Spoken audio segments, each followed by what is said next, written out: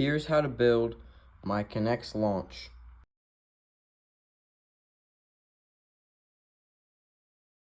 Step 1 is to build the base. It should look something like this, and make sure you leave the gaps where they're meant to be left because those will be filled in later. The next step is to build this together, and you're going to put it in right here.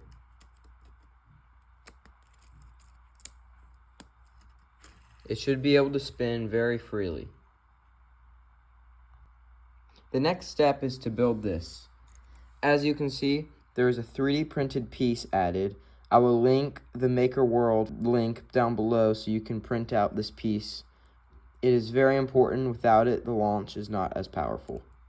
So you're going to go ahead and take that and place it right here. The last step is to build the actual gear mechanism. You can go ahead and pause the video and copy this exactly like I made it. Alright, now we're going to take it and place it with everything else. So let's go ahead and put that in. There we go. Now it's placed in, and this 3D printed piece, as you can see, is what keeps the gear from sliding too early. But once it's hit, it can rotate freely. Alright, after we have the entire base finished, it's time to add the spinal track and then the track. So let's go ahead and do that.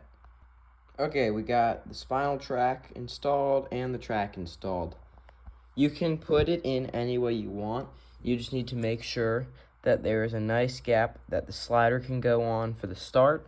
And at the end, it doesn't matter as much as long as there's one here so that I can go down. This will just keep it smooth and make it less likely to break. Final step is to add the chain. Let's do that. There we go.